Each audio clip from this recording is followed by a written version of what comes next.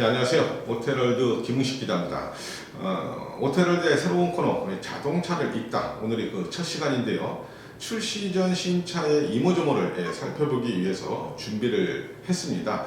모터쇼, 또 스파이샵, 또 렌더링, 티저 이런 것들이 공개됐을 때 이걸 바탕으로 해서 좀 궁금하게 생각하는 것들을 미리미리 한번 알아보고 좀 분석을 해보기 위한 그런 코너인데요. 오늘은 첫 순서로 지금 한창 열리고 있는 제네바 모터쇼에서 현장에서 직접 만난 르노 클리오 그리고 푸조 208에 대해서 알아보려고 합니다. 왜 클리오와 또 208이냐 궁금해 하실 텐데요. 이 두 차가 유럽 B세그먼트 시장에서 엄청나게 잘 팔리는 차고, 따라서 그만큼 경쟁이 치열한 모델이기 때문입니다. 이 작년 통계를 좀 살펴봤더니 유럽에서 가장 많이 팔린 차는 역시 폭스바겐 골프였었는데요. 무려 이 41만 대가 팔렸는데 르노 클리오가 30만 대로 2위를 달리고 있었습니다. 엄청난 숫자죠. 이 전차종을 다 합쳐서 그렇다는 건데, 푸조 208은 24만 대로 B세그먼트에서 폭스바겐 폴로에 이어서 이 3위를 달리고 있습니다. 정리를 하면 유럽 B세그먼트 경쟁은 르노 클리오, 그리고 푸조 208, 그리고 폭스바겐의 폴로가 각축을 벌이고 있다, 이렇게 봐야 될 것 같습니다. 이 제네바 모터쇼에는 또 르노 클리오 그리고 푸조 208의 신형 풀체인지 모델이 동시에 출격을 해서 또 관심을 많이 받았는데요. 현지에서도 두 모델이 앞으로 어떤 경쟁을 펼쳐 나갈지에 대해서 상당히 많은 관심을 갖고 있었습니다. 자, 우선 한국에서도 르노 브랜드로 팔리고 있는 완전 변경 5세대 클리오에 대해서 먼저 알아보도록 하겠습니다.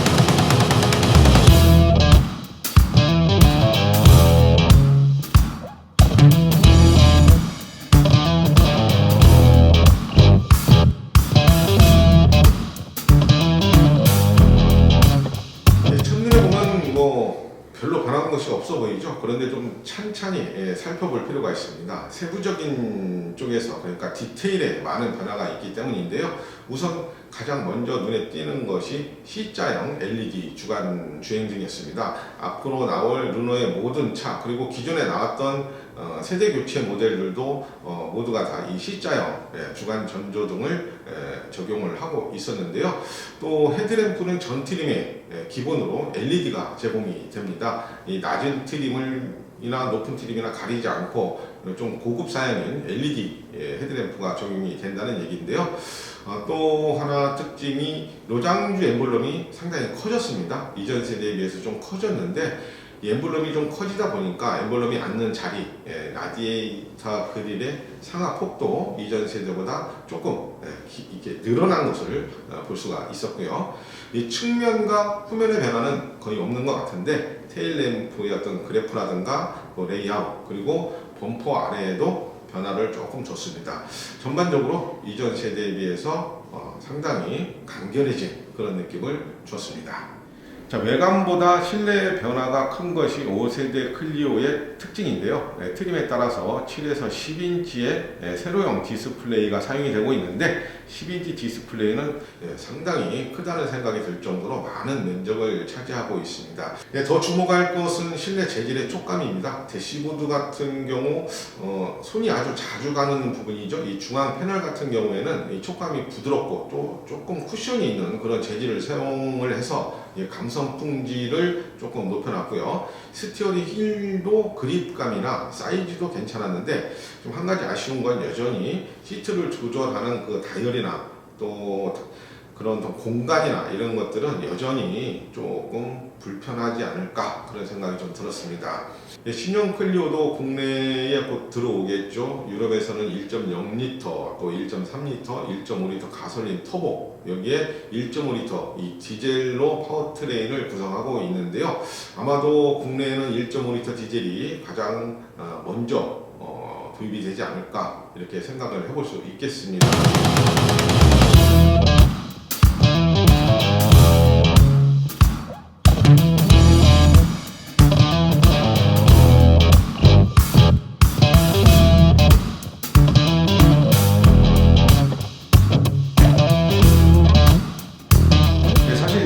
제네바 모터쇼에 출품된 올드 프리미어 가운데 개인적으로 가장 많은 관심이 가고 또 오랜 시간 바라본 차가 바로 푸조 208이었습니다. 앞에서 말씀드린 것처럼 세그멘트 경쟁에서 클리오 또 폴로에 살짝 뒤처져 있기는 하지만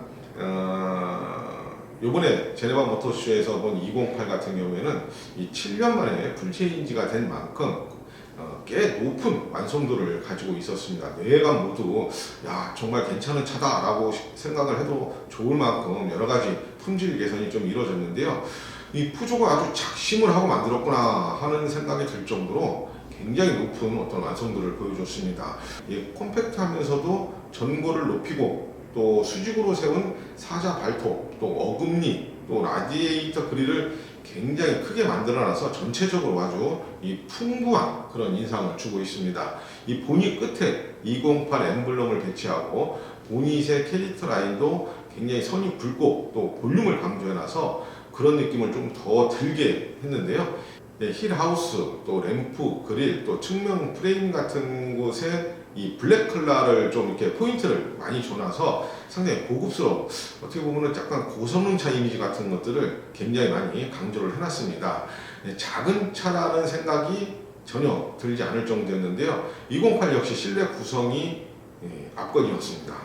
가장 먼저 눈에 들어온 것이 풀 디지털 클러스터였는데요. 3D라고 해야 되나 홀로그램이라고 해야 되나 뭐 하여튼 그런 식으로 입체감을 좀 살려놨는데 푸조는 3D 인스트루먼트 패널 이렇게 설명을 하고 있습니다. 이 속도 표시 같은 것들이 살짝 이렇게 좀 약간 입체감 있게 이렇게 표시가 되고 있었는데요. 영상으로는 잘 구분이 되지 않고 있는데 아주 시인성 있게 뛰어나고 또 다른 차에서는 볼 수 없는 그런 어떤 색다른 재미를 주고 있었습니다. 센터 모니터의 크기도 좀 확장이 됐고요. 센터 패시아의 버튼도 피아노 건반 같은 그 토글 타입으로 변화를 줬습니다. 최근 나오는 그 푸조의 어떤 그 실내 구성하고 크게 다르지 않는 모습을 하고 있는데요. 스티어링 휠은 6개의 그 완만한 곡선으로 이어져 있는데요. 이게 조작감이 상당히 좋습니다. 뭔가 좀 빠르게 스티어링 휠을 조작할 때의 어떤 그런 그 들어가는 힘이나 또 직관성이나 이런 것들이 상당히 좋을 것 같다, 그런 기대를 해보기도 하고요. 뭔가 다이나믹한 또 스포티한 감성을 전달하는데도 굉장히 큰 몫을 할 것으로 이렇게 보입니다. 이 대시보드의 중앙 부분에도 탄소 섬유 느낌이 나는 그런 패널을 쭉 덧대놔서 그런 어떤 좀 스포티한 고성능차 이미지, 뭐 고성능차는 아니지만 그런 이미지를 충분히 살려주고 있습니다.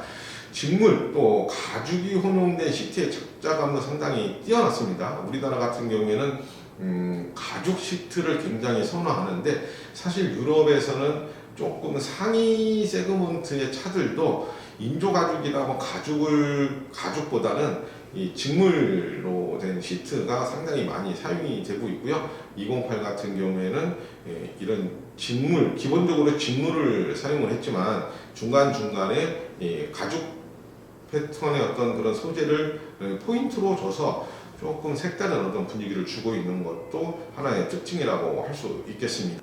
공간은 뭐 1열은 뭐 이렇게 뭐 보면 충분한데 2열은 3명이 탑승을 하면 좀 어깨 간섭이 좀 있을 것 같다는 생각이 들더라고요. 뭐 B세그먼트라는 어떤 한계가 있으니까 그거는 충분히 뭐 감수를 해야 될 사항인 것 같고요. 대신에 이 무릎 공간은 주먹 2개가 이렇게 겹쳐서 들어갈 정도로 굉장히 충분하게 확보를 해놨습니다.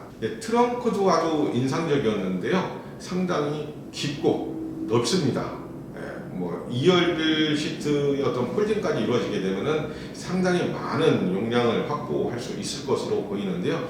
대신에 이 범퍼의 위치가 조금 높기 때문에 무거운 화물을 좀 들어 올리거나 또 내릴 때는 조금의 불편이 있지 않을까 이렇게 보이네요.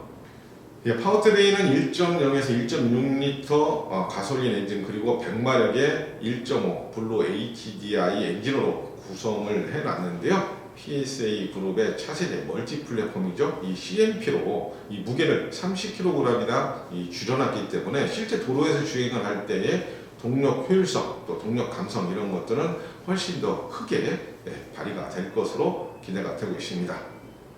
자, 지금까지 오토헤럴드의 새로운 코너 자동차를 읽다 진행을 해 봤는데요.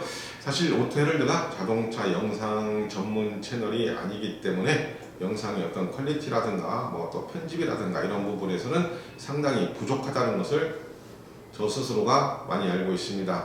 앞으로 좀 더 열심히 공부하고 또 전문적인 어떤 그런 편집이나 이런 기술들을 많이 익혀서 여러분들에게 좀 더 다양하고 또 속이 꽉 찬 그런 자동차 정보를 제공할 수 있도록 노력을 하겠습니다. 대신에 좋아요, 구독 꼭 눌러주시기 바랍니다. 지금까지 오토헤럴드의 김은식 기자였습니다.